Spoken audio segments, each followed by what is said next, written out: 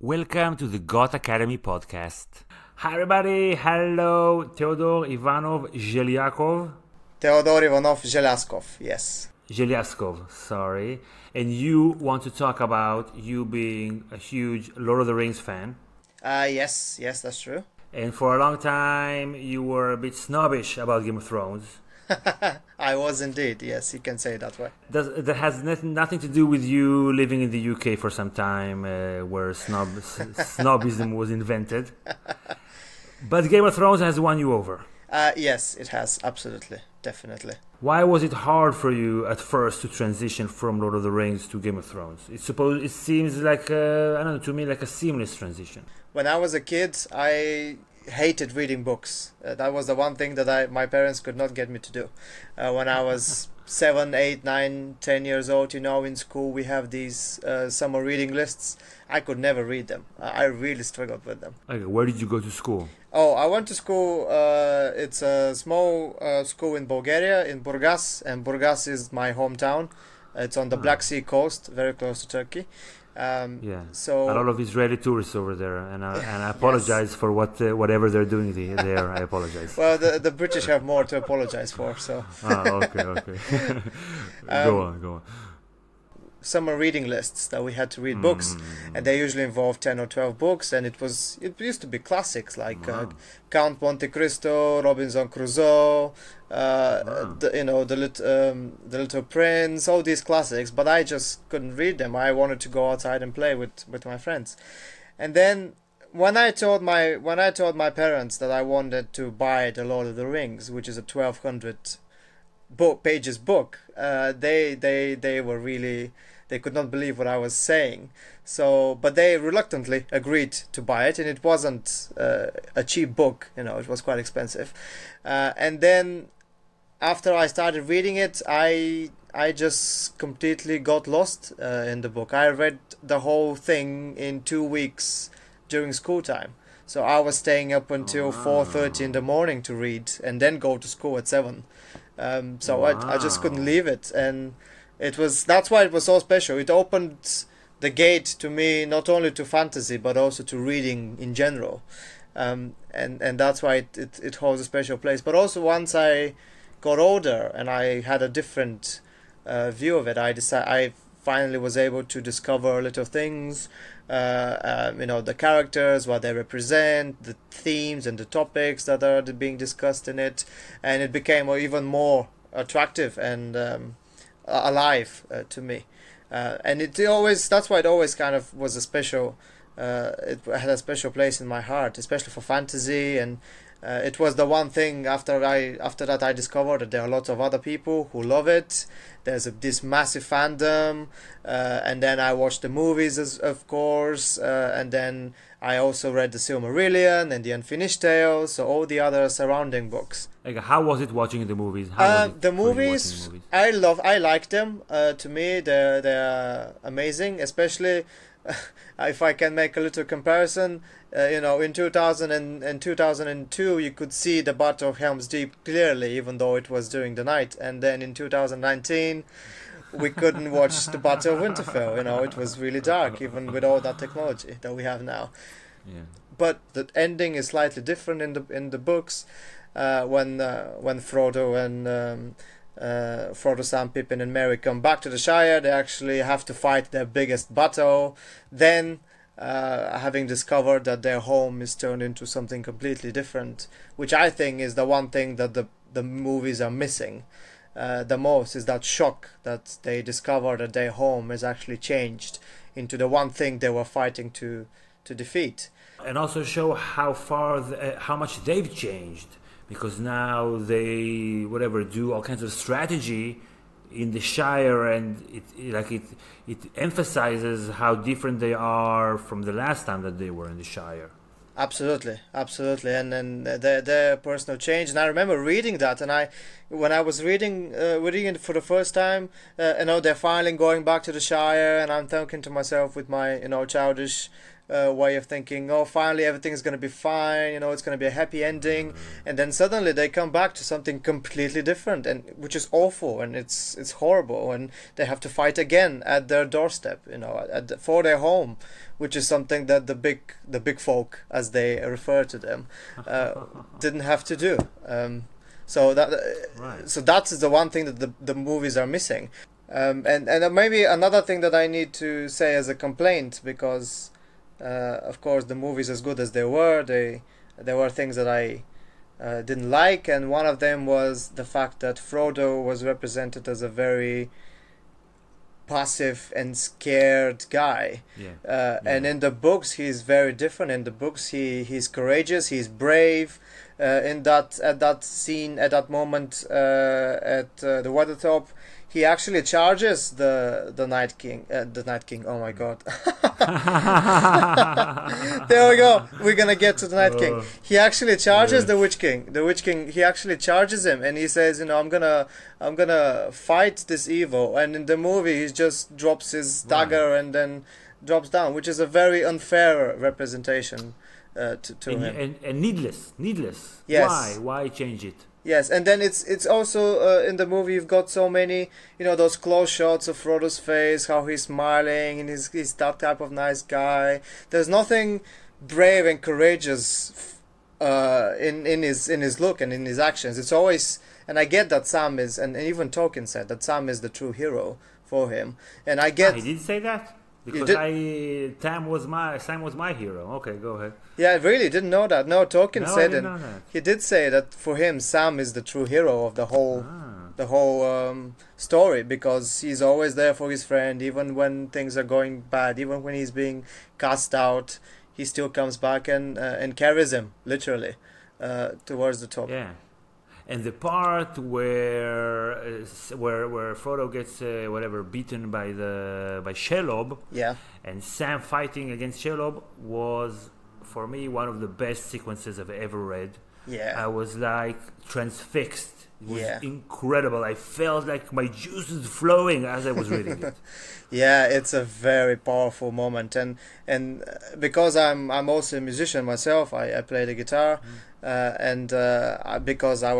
because music and songs are such a important thing, especially in Tolkien and in Lord of the Rings, I kind of tried to play a couple of the songs that are written there, and there is that song that Sam sings in the tower, in the Orc Tower, right after Frodo is captured, and he has to go and free him from the orcs after Shelob, and he sings that song, and there's a line there that says,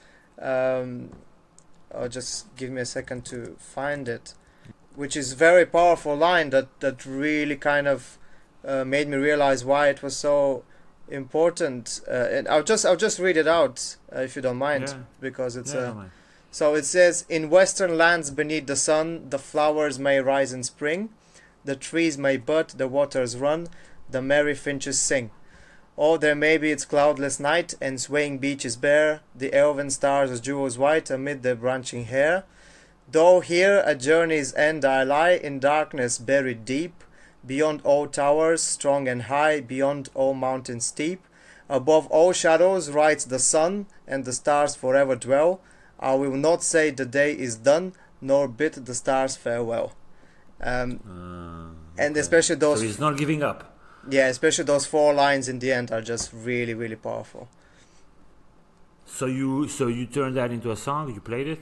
The text obviously is written, but there are other groups like the Tolkien Ensemble and other people who kind of made music, different variations of music for it. And I just copied that, not copied, but I tried to recreate what they've done. So I haven't written it myself, but I just like to play it when we get together with friends and things like that. So. And do you have a recording of it? I think I do. Yes. It is not professional. Just want to say out. I'm not a professional singer, but I'm doing my best. So people, don't be judgmental. Yes, please. Though here at journey's end I lie, in darkness buried deep, beyond no towers strong and high, beyond no mountain steep, above all shadows rise the sun and stars forever dwell. I will not say the day is done, nor bid the stars farewell. Okay, so I think it clearly shows how meaningful was this story for you in all kinds of ways. You growing up, like a really meaningful experience. So now I think you did a good job in setting up the next part of the conversation of how can anything top this? Now people are coming in and telling you, oh, Game of Thrones, this is the best fantasy story ever. Exactly. I guess you were like, before you even started watching or reading, you're like, no. Yeah. Precisely. You're very right. I had this really good friend of mine a couple of years ago. Well, four or 5 years ago. Yeah. Former friend because he liked Game of Thrones. Yes. At that point, I was already in Portsmouth at university, What are you studying? I studied business and human resource management for my undergrad, and I recently graduated from my master's in international relations. All right, and we have something to talk about that as well because you visited the Middle East, okay? Yes, okay. yes. We'll leave that for the end. Okay, continue, please. Okay. So and at the beginning, when Game of Thrones hit the media and our world and our everyday life, I deliberately stayed away from it because I had my own thing, and I was happy with it. I kept on discovering new things, which we can talk about later if you want, in terms of topics, because as I grew up, I was starting to see different things in The Lord of the Rings. And I just didn't want to have another fantasy fandom that I want to be part of. So I just wanted to keep away. But then... and then up until I think season 5 it was, if you remember, season 5 of Game of Thrones, the first 4 episodes got leaked all together, and it was a massive news story. It was everywhere. Everybody was shocked. How is that even possible? Why do you have 5 episodes suddenly got leaked? And it was the first time in history that such a grand TV series got 4 episodes leaked. And that was before the season started. And then my friend has been telling me for months before that, you need to watch Game of Thrones. It's amazing. You like Lord of the Rings. You're going to love it. It's fantastic. Trying to get me. And I kept on saying, I don't want to. I've got my own thing. I don't want to get involved. I don't think it's going to be that good. I don't want to disappoint you as well. Because I'll be critical. I'll say, oh, this is different. I don't like it. And then when those episodes got leaked, I kind of thought, okay, I've held on for 5 years. Why? Why now though? Why now? What changed? I don't know. I think it was just the fact that huge news story was just, oh my god, everyone's talking about it. It's leaked, and I just had those 3 days that I didn't have anything to do, so I actually watched those 4 episodes of season 5 first. Okay. Wow, that's so random. Yes, because I wanted to see, okay, let's give it a go. Let's see, what it's all about. And I watched episode 1 of season 5, episode 1, 2, 3, and 4, and I watched them, and I did see that, the story looked very interesting. It had a lot of characters. And I had no context in Game of Thrones of what happened in the 4 seasons before that whatsoever. I did see that the setting is medieval, which is something that I like, and I liked, and I love. And I did see that the production of it was really, really good. So they must have put a lot of effort and money in it. It wasn't just a fan TV show. Yeah. So then I decided, okay, I've seen these 4 episodes. Let's just see what the backstory of them is. So for 3 days, for Friday, Saturday, and Sunday, I didn't have anything to do. So I watched everything from season 1, episode 1. Yeah. So I told you I just had a conversation with another patron. Unfortunately, and I told you unfortunately the recording his recording didn't work, so you'll have to re-listen to it when we re-record it. But he also watched the first season in 1 day, and I was like, "Are you crazy?" But now you watched 4 seasons in 3 days. You're even crazier. Yes, all I did was I just ate and watched Game of Thrones for 3 days, because I didn't have anything else to do. After that, I really, really liked it because it was such a complex story. It was so many characters. It followed them through. Obviously, spoiler alert, Ned Stark dying was the thing that shocked me. Yeah. And that's when I understood that, okay, this is something completely different. This is something I've never seen so far. Right. This is a show that is not afraid to kill off its main guys, its main characters, and it promises the audience something different, something exciting, and something very new to the world. Because not only Ned Stark dying, there was a lot of blood, a lot of violence, a lot of nudity in it, and these are things that are true to the era, to the medieval era, and these are things that actually happened. Right. So if a show is not afraid to showcase what it was to live in such an era without hiding the uncomfortable bits, then it's something that it's really worth seeing. And it's very different from Tolkien. Those parts absolutely, you just mentioned. It's completely different. It's the total opposite. So how was that for you? It was something because it was something interesting and new, I really wanted to get into it. Okay, so and obviously I couldn't have an opinion before I've seen it all. I couldn't say this is better or worse before I've seen the whole story. And then after watching all those 4 seasons, I went back to my friend and I said, okay, I've seen it, all of it. I really liked it. And he said, you've seen only the first season. And I said, no, I've seen all the 4 seasons and I'm caught up. And he didn't believe me. So he started testing me. He asked me, who is, Sansa's father? Who are the sand snakes? All these kind of questions. And I didn't struggle. A lot of people struggle with all the houses and who is that? That's the uncle of Daenerys, or that's I didn't, because I'd read all the birth trees from Tolkien, all the dwarves, all the Gondor, Rohan, all the hobbits. So I knew, I was familiar with that many family trees. So it wasn't a problem for me. But yeah, even in the first book, even in this show where they've taken the source material, and in the first couple of seasons literally it's exactly the same, there are still things that they've missed out which make a massive difference. Okay. For example, I'll give an example. When Ned Stark finds out about Cersei's secret, about the fact that the children are not Roberts, they are Jaime's, and he goes and talks to her, and he gives her the chance. You have the chance to leave because I want to spare your life and the children. So, and in the book, the way it's written, she almost tries to seduce him. He says, the queen seemed amused by that. Save your pity for yourself, Lord Stark. I want none of it. You know what I must do. Must. She put her hand on his good leg, just above the knee. A true man does what he will, not what he must.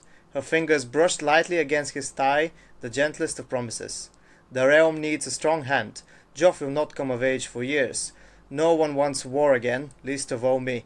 Her hand touched his face, his hair. If friends can turn to enemies, enemies can become friends. Your wife is 1,000 leagues away, and my brother has fled. Be kind to me, Ned. I swear to you, you shall never regret it. Wow. This is awesome.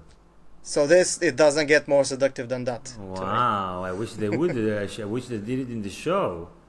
And there was also the connection between Robert and Ned. That friendship is also explored in a very detailed level. And it's not just friendship, they're like brothers, but they're also friends, and they're also partners in everything that they do. And it really makes you makes the whole relationship to another level. I agree. So even in that book, which is probably 95% exactly the same as the show, it's still those 5% that make it a lot more than what the show is. Also, it's the size of it, like it's the depth, but the geographical size, and just like this I remember because I started rereading it a while ago. I'm halfway through, and I put it away for a time. But rereading it, I was like, everything is big, and the history is huge, and you just like feel the grandeur of it, like in every single chapter that you read. It's just like I think I'm having more time. I'm having a better time rereading it than reading it for the first time. It might sound silly. Did you feel guilty enjoying Game of Thrones so much? No, because I realized where it stands in terms of showing that genre, in the fantasy genre. Tolkien is an idealist. He's a guy who's given the story, which is full of characters that are ideal. They are almost perfect in every sense. The love story between Aragorn and Arwen is one of the purest love stories ever. And it doesn't get more romantic than a woman giving up her immortality for the man, and obviously that story has been repeated with Beren and Luthien earlier in the Silmarillion, and through that love story, Tolkien sees his own love story with his wife, and I don't know if you know, but they are buried in the same grave, and on the tombstone it says Beren and Luthien. Right. I've had it in one of the videos that I did about Lord of the Rings. Yeah, which is very sweet. And I did go to Oxford a couple of months ago, and I did visit it, and it is there. And in Game of Thrones, it's totally opposite. In Game of Thrones, you don't have good versus evil. You don't have ultimate characters who are doing good all the time. You don't have characters who are doing evil all the time. You have characters that are following their own interests. So I've kind of put it interests versus ideas and idealism. And in Game of Thrones, it's also a political game. It's something in which you don't have good or bad characters, because I don't think that there are characters that you could say, Cersei is bad. Actually, she's doing these things for her family and for her children and for the men she loves.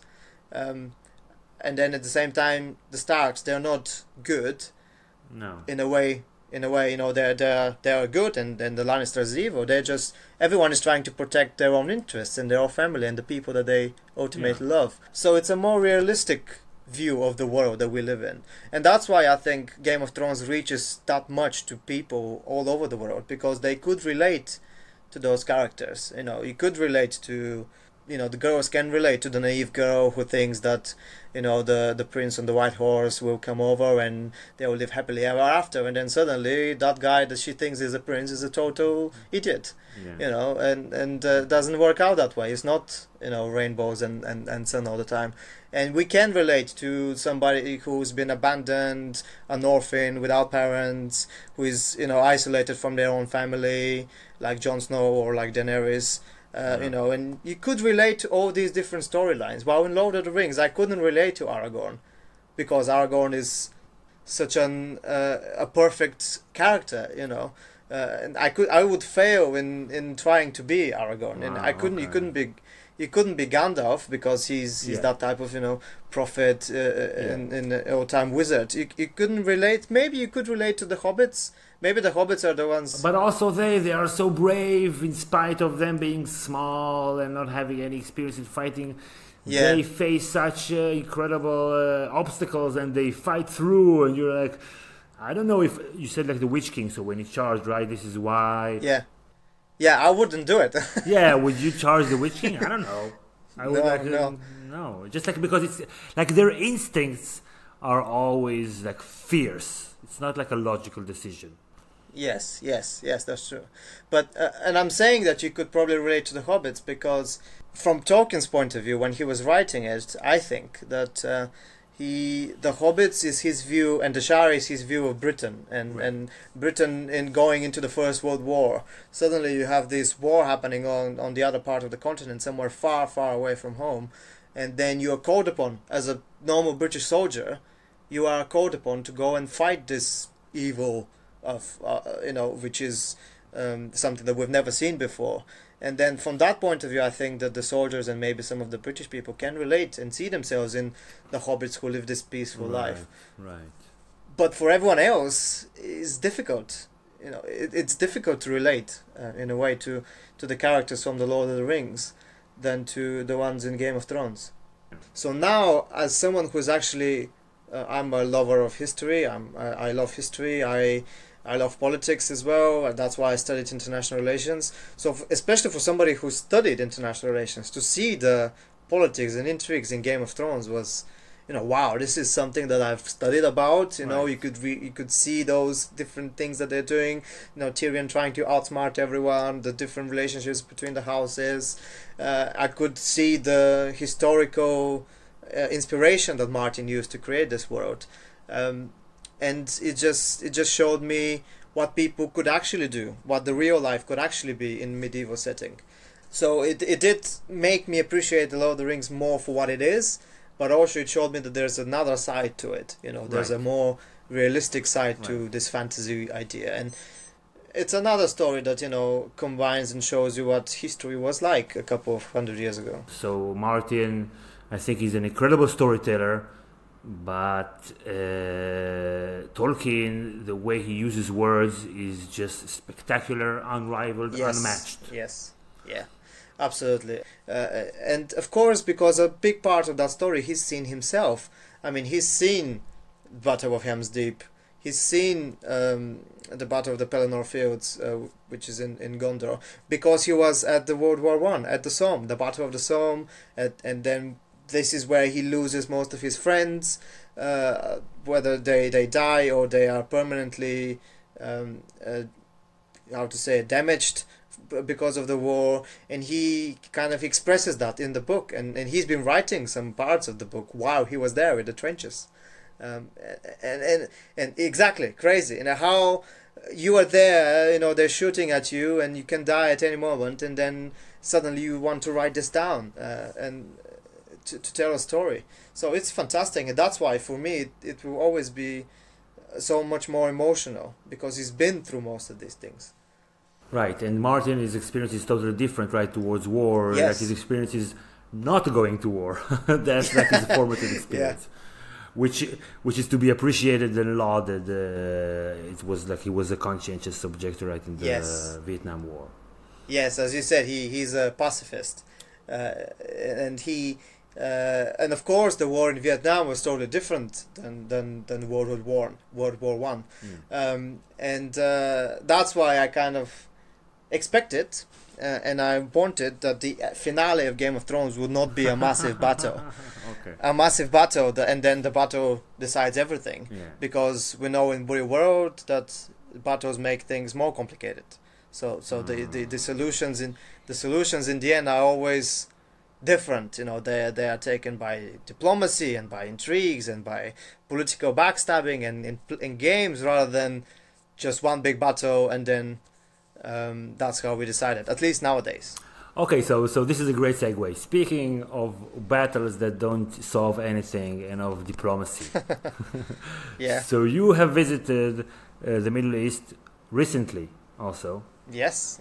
You were in Amman, the capital of Jordan, and in Cairo, the capital of Egypt.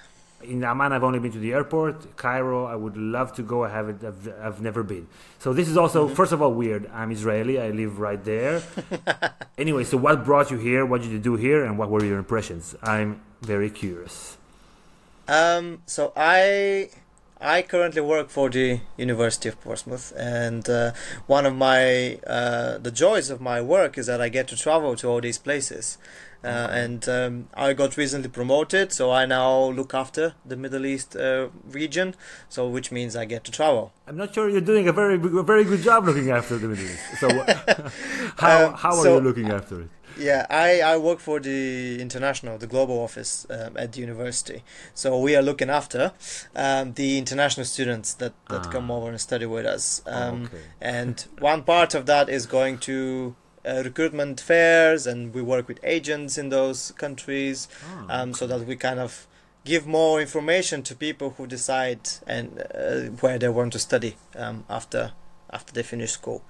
Okay. So it is the area of higher education. That's what that's where I work, and I get to travel to all these places to visit agents, to meet with students, and to kind of share more information about what Portsmouth offers.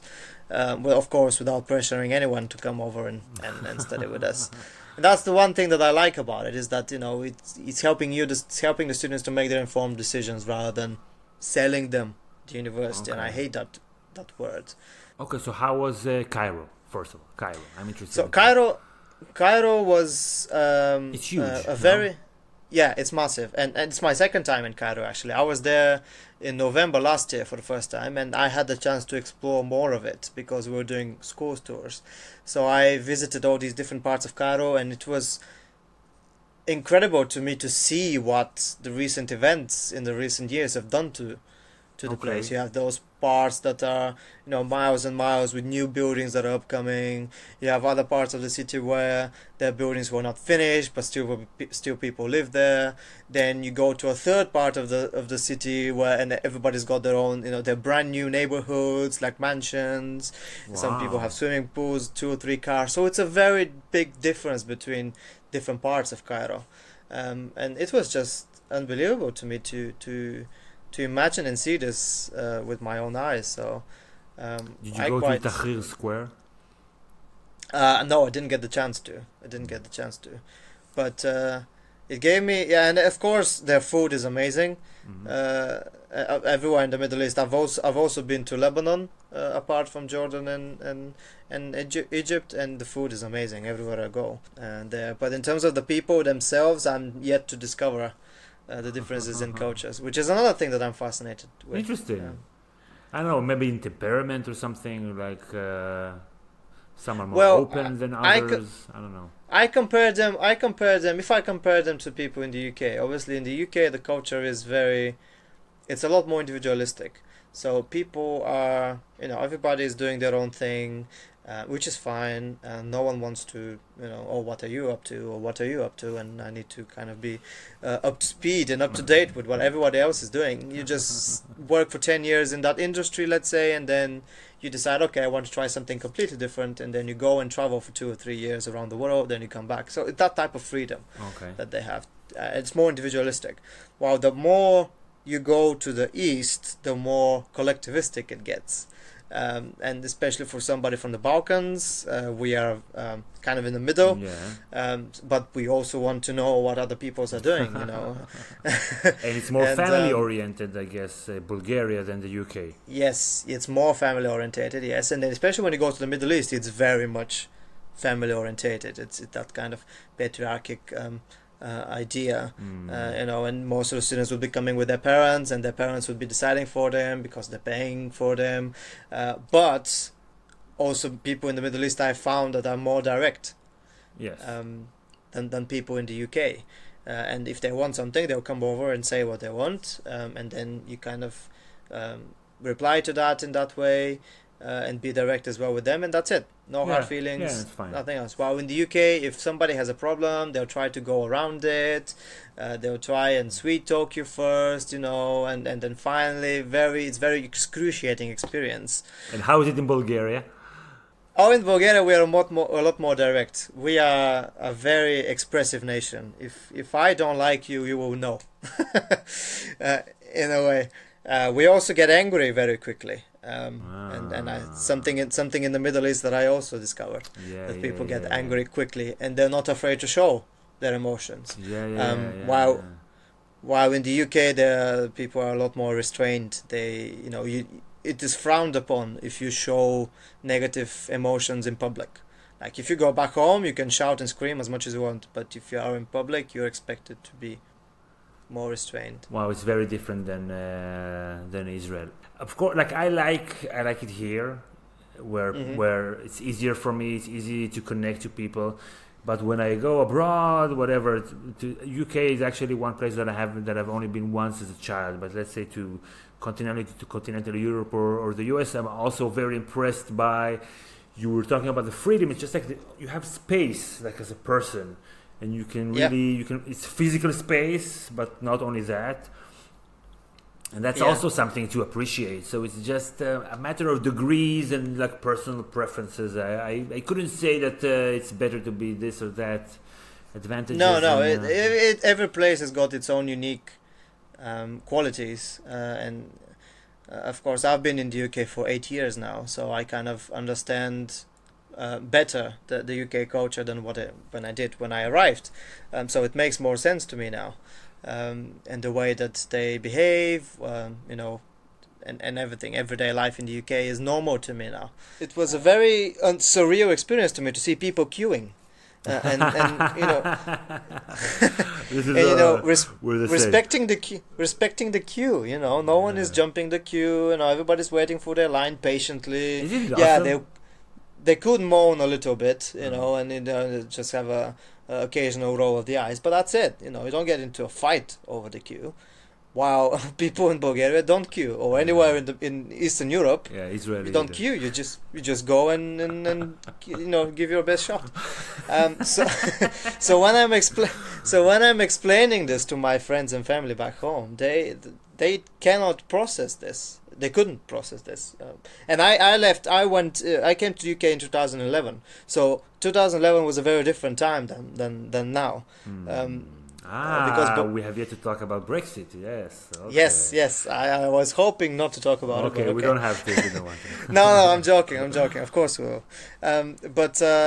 So that's one of the things. And wherever you go, now that I've been to the Middle East, I've seen all these, you know, great hotels, the way of living, you know, and the good side, the kind of rich and beautiful side of it, but also the not so beautiful side of it, and you know, with all these places that we talked about, and I could share these experiences, but then my friends and family are not necessarily going to be able to understand that.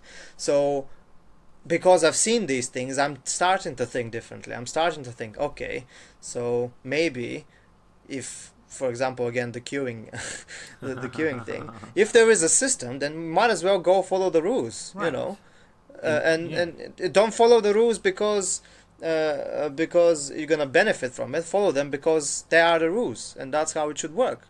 You know, but it works. I think it works well. Like the queuing, when I'm queuing in Europe, I'm stress free, and when I'm queuing here, I'm kind of stressed because I don't know if somebody's gonna come up and just, it's a little bit of exaggeration, but you know what I mean. So I think absolutely. I think it works well when you just like can stand and you know that your turn will come and everything is fine. I think this is. Thank you for saying that, because it just reminded me of something. Also, the pace of the life is very different, and what I mean is, obviously here in the UK, in London, you have people going, you know, you have to get up at 6 o'clock, go to work, you know, work very quickly, go to work, then you work 9 to 5, then you come back, and you just can't wait for the weekend. You just live for that weekend, because the weekend will be the time that you kind of relax and you can do everything you want. Drink. And then another thing that some of the students from Eastern Europe that are coming over are saying, where are the cafes? Why can I not stay for 4 hours at the cafe talking to my friends? And here, people don't have 4 hours to waste at the cafes. You know, you could go to the pub later, you know, and you know, drink and eat, but you can't spend 4 hours at the cafe at the city center. You know, so it's a different way of life, and that's why friends and family sometimes don't understand you, and then you have these reverse culture shock. That you've had culture shock when you went into the foreign country in the first place, then you go back, and suddenly things back home are not the same, in a way. Or they are the same, but you see them very differently. Oh yeah. Do you feel like, so I was mostly raised here, like in a small town here in Israel, just like the most boring place. There's nothing unique about it. It's like a suburb, but we don't really have suburbs here because it's so tiny. But it's like the suburbia of suburbia. And when I go back there, I feel like I'm in a movie of the guy who has moved to the big city and is going back to the little town. And everything seems like, in spite of myself, like I don't want to look down on anything. I don't think it's healthy for me. But just like instinctively, like everything seems lame. So. And also when I go to New York and when I come back, Tel Aviv, I love Tel Aviv, but it seems lame when I come back. So when you go back home, does Bulgaria seem lame? And apologies, trigger warning to all our Bulgarian listeners. Portsmouth and Burgas are not that different because they're roughly the same population. They're both coastal cities, but in terms of being lame, I feel sometimes that I don't want to say that I don't belong there, but the way of the life that's happening there, I'm not a part of it. Let's just put it that way. Yes, because I have my work here. I had my studies here. I have my work here now. I've got people here that I meet every day. We have, I do sports. I play football. I meet people in the university. I go to all these places in the UK and outside. So this is kind of where my life is now. So when I go back, it is a holiday. I love seeing my family and my friends, of course. Do you feel like an outsider when you just walk? I did before. Now I don't anymore because I for the 8 years I'm used to it now. So I realize what's going on in my mind and in other people's heads as well. So I think once you are aware of the process and accept it and everything and accept it, and I just now switch. I have my Bulgarian mode and my UK mode. So whenever I go back, I just put on my Bulgarian mode on, and I'm fine. And it's the same with the UK. It's very interesting how the Bulgarian mode seems a lot like the Israeli mode. It could be, yeah. It's not the same. Okay, so Brexit. Do you feel like you're going to get kicked out? Like I've been thinking for the longest time that it's not going to happen. Some way or another, it's not going to happen. I was doing the same thing as well. But? Because, well, it's been 2 years now, and it was very funny because with Nigel, with Nigel Farage and certain UK parties, I was here when they were starting this whole narrative about immigrants and immigration back in 2013, and also against Eastern Europeans, right? Precisely, because in 2014. Eastern Europe, Bulgaria and Romania, especially, were finally, people from those countries were finally able to work in the UK without restrictions. Okay. So there was this massive, huge campaign about, Bulgarians and Romanians will come over, will steal the jobs, will flood the country, and will, they are all these bad things. I'm not going to say them now, but the worst thing there was that Bulgarians and Romanians eat people's pets. And that was on a and I was like, okay, and the other two things before that were much worse than this, but apparently this is the worst thing ever. So this was on the leaflets, so and I was here, and okay, go. And my classmates were hearing all these things, and they knew I was Bulgarian, and we had a couple of one Romanian guy and two Italian guys in our boarding house. And they were asking, are these things true? We know that they're not true, but we just want to ask you more about your background. And I used to joke with them about the mafia and and everything that happened after the communist fell. But for this thing, it was serious. It's rubbish. It's not true. And if a lot of people wanted to come over and immigrate, there would be young people who would be looking for either studies or work. There wouldn't be people who already settled down with 2 or 3 children because it's more difficult for them to move. There wouldn't be older people because they are already there. They have their kids to look after. So it would be young people who are motivated to work and study. And more open.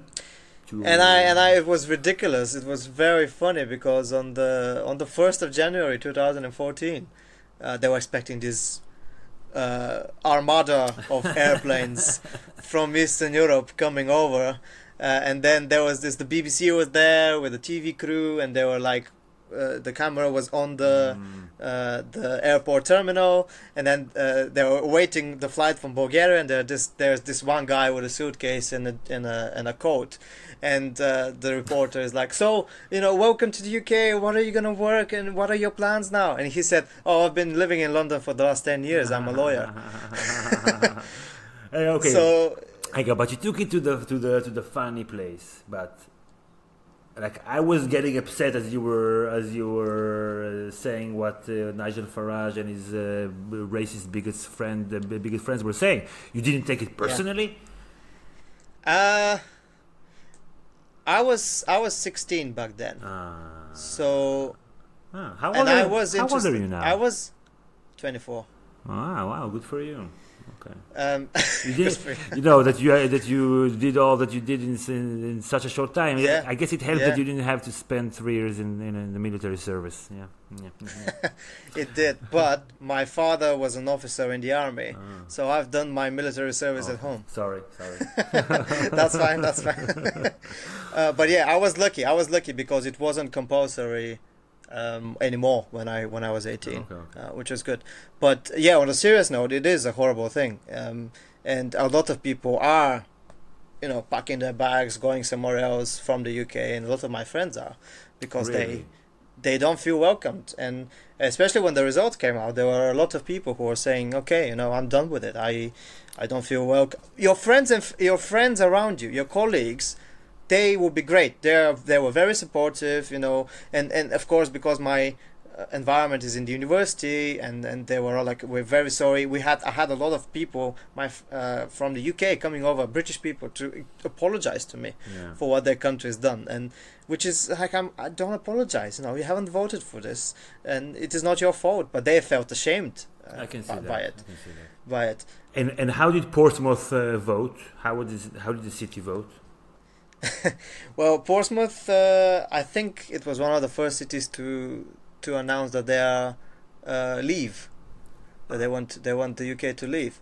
But interesting enough, the university itself as an environment has been totally remain, and all the lecturers and the students, and you've got so many international students and EU students as well, and we're gonna support them in any way we can. So I kind of felt that kind of connected with me, because I was a student still there, and I was happy that my university was stepping up and kind of helping me, and other universities did the same as well, because they had these not only EU students but also EU staff members, and now I'm working for the university as well, so I'm one of them as well. And you can tell that we're from the same neighborhood, right? You can feel it. Yes. You can feel it. Absolutely. I had made a little list with things I wanted to talk about, the Lord of the Rings, and we covered only half of it, but that's fine. But yeah, thank you. I had a great time as well. It was a great pleasure. Okay, and before we go, last thing I just wanted to show you, I've read The Thrones Effect as well. Did you like it? But be honest. Of course, yeah. I liked the variety of it, because you have so many YouTubers, they have different points of views, and I think it has achieved that goal to be that varied, and I really liked it, and it did resonate, because you have a chapter on Tolkien as well that one of your Theo contributors has done. I think which I really liked as well. I think his chapter was awesome. His writing also was very powerful. He's a novelist, so you can tell that he was just like, he knew what he was doing. I agree, the variety, I think that the fact that all the chapters are together, there's like an added value that is greater than the sum of its parts. You say, okay, you can look at this phenomenon from all kinds of different perspectives. Absolutely, yes. Okay, so if you haven't gotten the Thrones Effect, so I'll put a link in the description. This was just like an impromptu good review of the book. Come on, and let's not tell them that I asked you before to plug it, right? No, keep that a secret. Okay, and also the money you gave me. Yes, don't tell them about the money. Okay, so thank you everybody for tuning in, and we'll see you all next time. Bye everybody. Bye bye. Bye from me.